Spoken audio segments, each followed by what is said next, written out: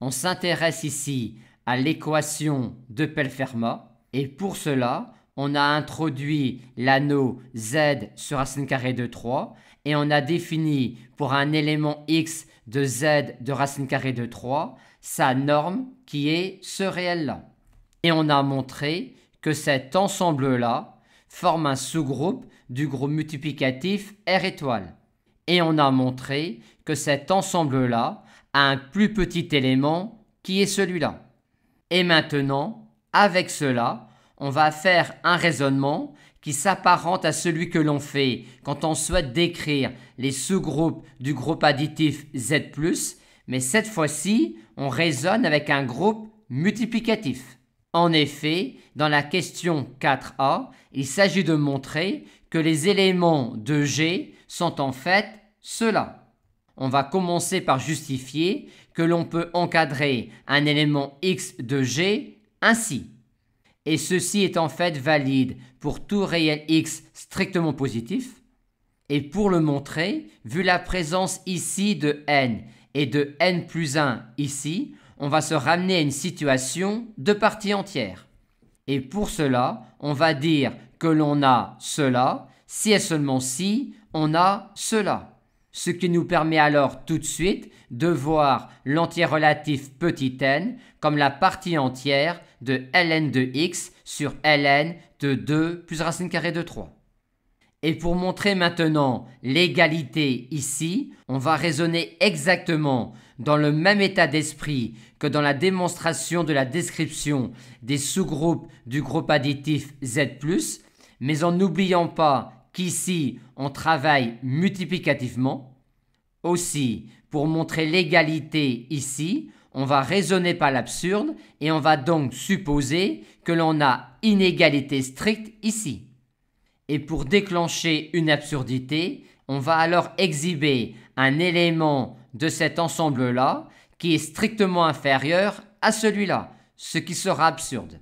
Et pour cela, il ne faut pas oublier que G est un sous-groupe du groupe multiplicatif R étoile et que par conséquent, G est stable par multiplication et par passage à l'inverse. Aussi va-t-on diviser cette inégalité-là par 2 plus racine carrée de 3 à la puissance n. Et on a alors ici un réel strictement plus grand que 1 et qui appartient à G, vu que G est un sous-groupe du groupe multiplicatif R étoile et que X appartient à G, ainsi que 2 plus racine carrée de 3.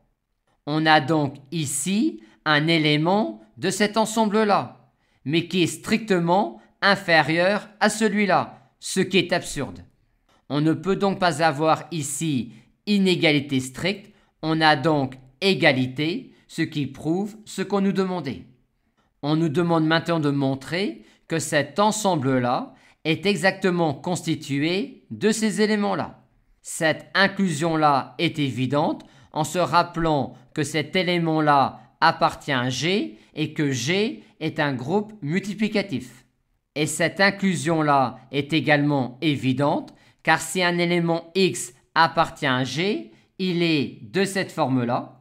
Et si n est strictement négatif, il ne sera pas supérieur ou égal à 1.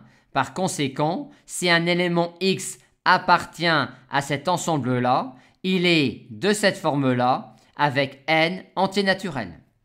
On est désormais prêt à décrire les coupes AB d'entiers naturels telles que a carré moins 3b carré est égal à 1.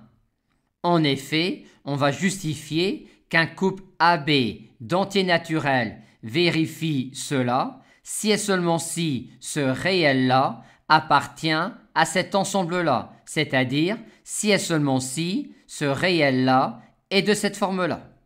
Quand on considère un couple AB d'entiers naturels tel que A2 moins 3B2 est égal à 1, on peut dire tout de suite que A plus B racine carrée de 3 est strictement positif, vu qu'il est clairement positif et que ce produit-là est égal à 1.